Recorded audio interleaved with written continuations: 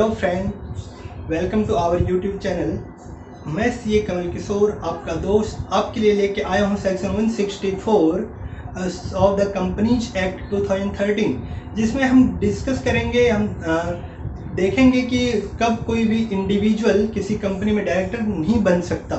जैसे कि आप लोगों को पता ही, only and only individual can be a director in a company. तो वो भी इंडिविजुअल जो है कभी कौन सी कंडीशन में डायरेक्टर नहीं बन सकता, तो उसी की हम चर्चा करने वाले हैं। हम सेक्शन 164 पढ़ेंगे, उसमें 3 सब सेक्शन पढ़ेंगे, सब सेक्शन 1, 2, 3, जिसमें से 2 हमें बात करेंगे डिस्क्वालिफिकेशन की, तीसरा वो प्राइवेट कंपनी पे ही अप्लीकेबल होगा। पहले बताता हूँ ये बात, लेकिन लास्ट में पूछूंगा, ये बात ध्यान रखना इसलिए। तो हम स्टार्ट करते हैं सब सेक्शन 1 से। सब सेक्शन 1 में 8 क्लाउज हैं, 5 + 3 कितने हो गए? 8 क्लाउज है। 8 क्लाउज में सबसे पहला जो क्लाउज है वो कहता है, अगर कोई पर्सन अनसाउंड माइंड का है, अनसाउंड माइंड का मतलब ये काम नहीं करता उसका, अनसाउंड माइंड का पागल है, जो कि डिक्लेयर्ड है कोर्ट के द्वारा, तो उसको हम क्या, वो डायरेक्टर नहीं बन सकता। अनसाउंड माइंड का है तो डायरेक्टर नहीं बन सकता। ठीक है, अनसाउंड माइंड का डायरेक्टर नहीं बन सकता। क्या वो ठीक हो जाएगा जब वो डायरेक्टर बन सकता है? सोचो। जी हाँ, बिल्कुल सही।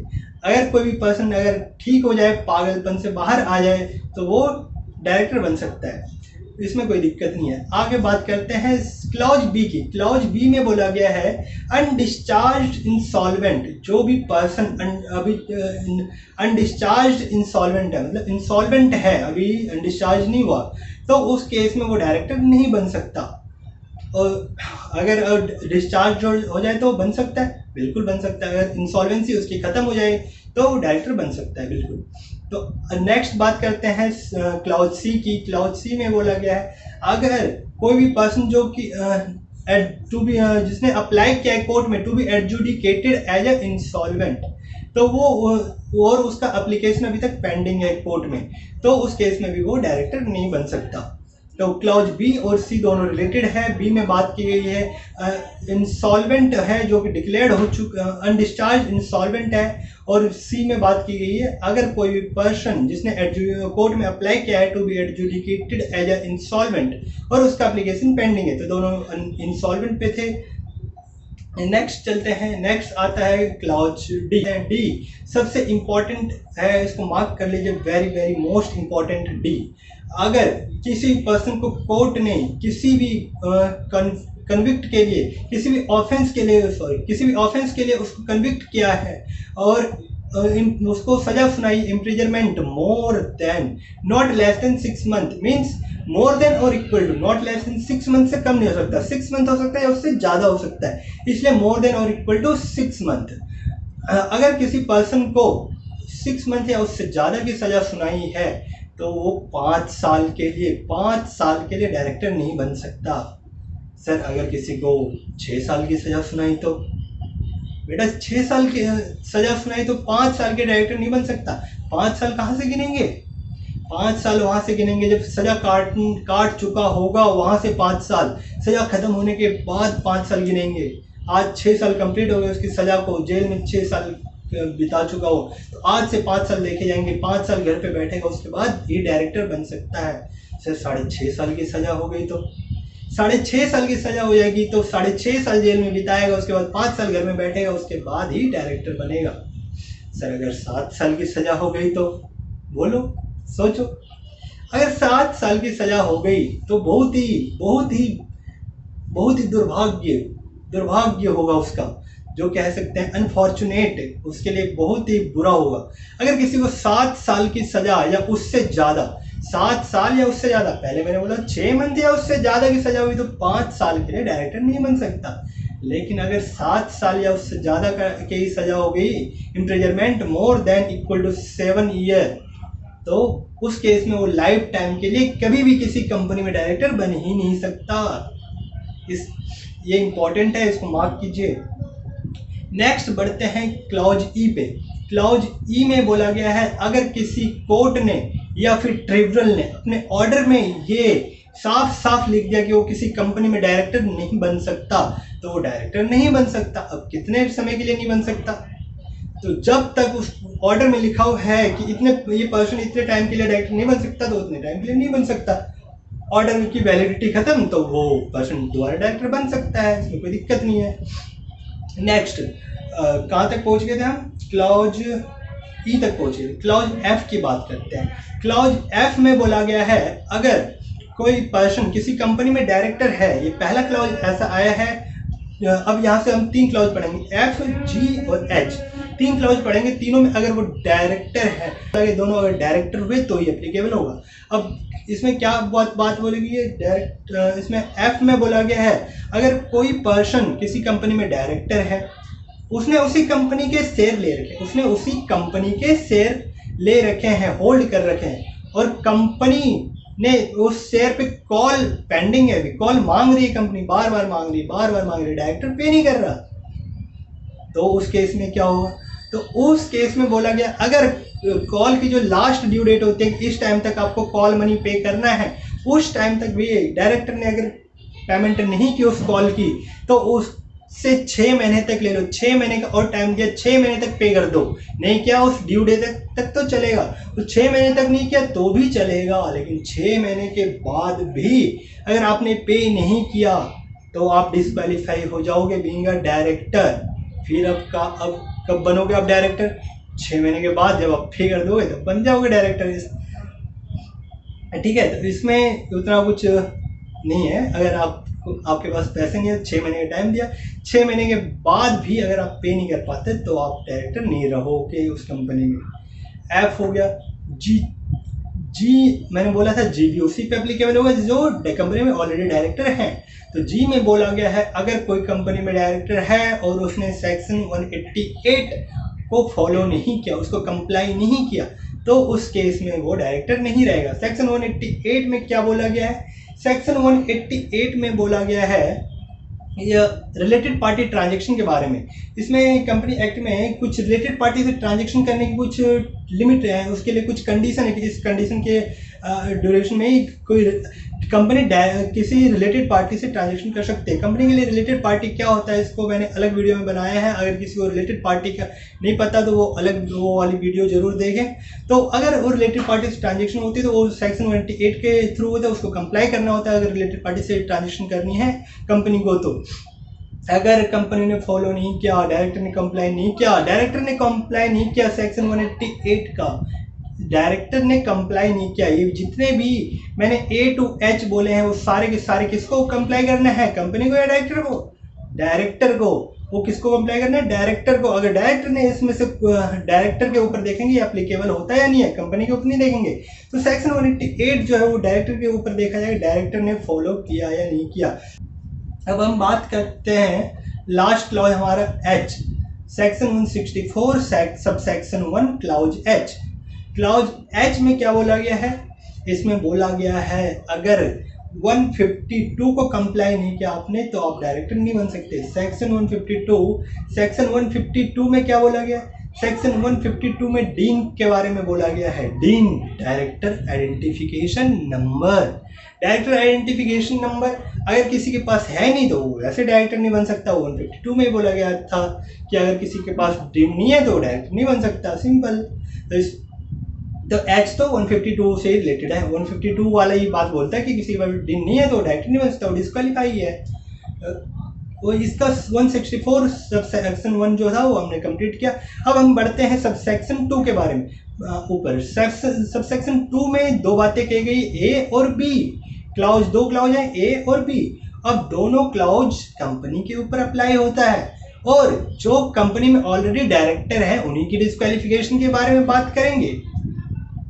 सब सेक्शन 1 में किसकी बात की? डायरेक्टर के ऊपर। डायरेक्टर अगर कोई क्लॉज डायरेक्टर के ऊपर अप्लाई हो जाता है तो वो डिस्क्वालीफाई हो जाएगा। लेकिन सब सेक्शन 2 में हम कंपनी के ऊपर देखेंगे, कंपनी के ऊपर और ये क्लॉज अप्लीकेबल होता है, ये वाला सब सेक्शन अप्लीकेबल होता है कि नहीं होता। तो इसमें क्या बात की गई है? सब सेक्शन और क्लॉज A और क्लॉज 2, क्लॉज A और क्लॉज B, सॉरी एक बाद B आता है। तो A में बोला गया है अगर कोई कंपनी पिछले लगातार 3 साल से वो अपना एनुअल रिटर्न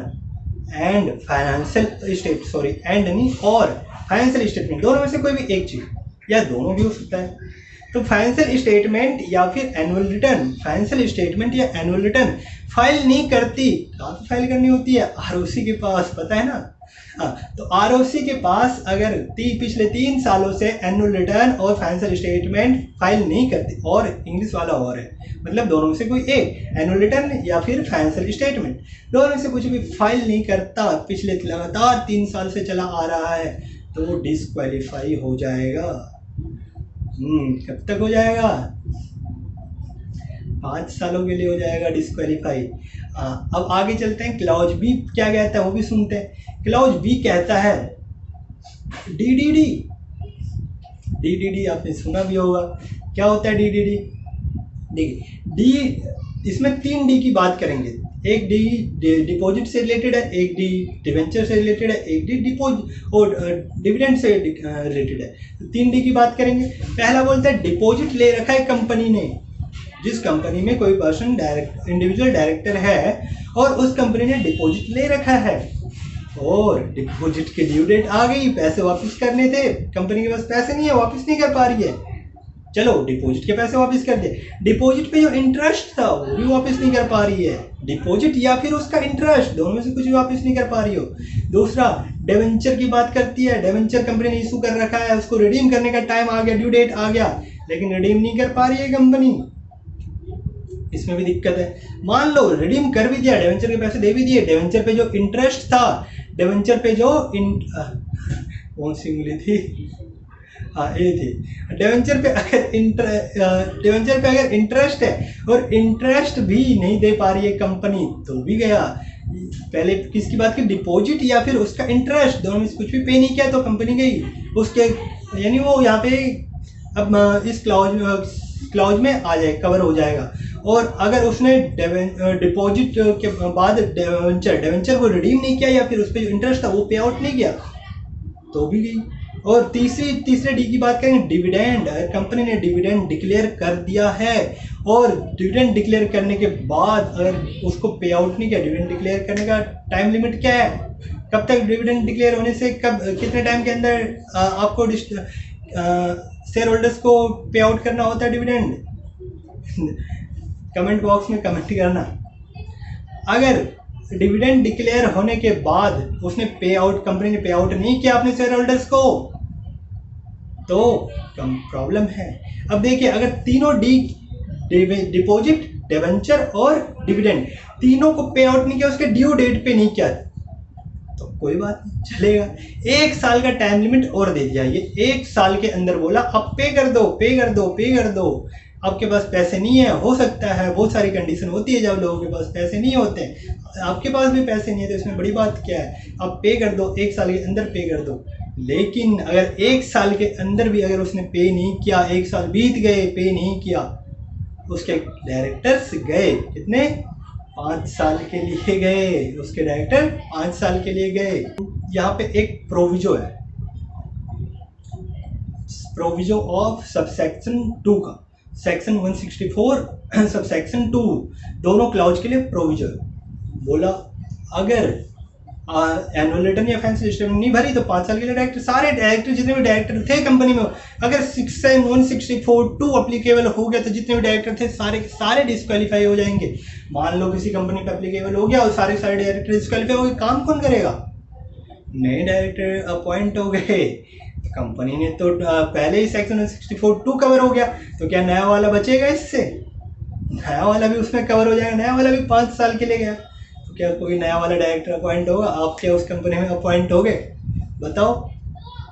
तो यहाँ पे एक प्रोविजो लेके आए हैं गवर्नमेंट कहती है अगर कोई नया डायरेक्टर अपॉइंट होता है कंपनी में, कंपनी की दिशा सुधारने के लिए, ये अपनी तरफ से बोल रहा हूँ, कंपनी की दिशा सुधारने के लिए कोई भी नया डायरेक्टर आएगा तो इसी पर्पज से आएगा। तो अगर कोई भी नया डायरेक्टर आता है कंपनी में तो वो नेक्स्ट 6 मंथ के लिए डिस्क्वालीफाई नहीं होगा, ये वाला सेक्शन सबसेक्शन उस पर एप्लीकेबल नहीं होगा।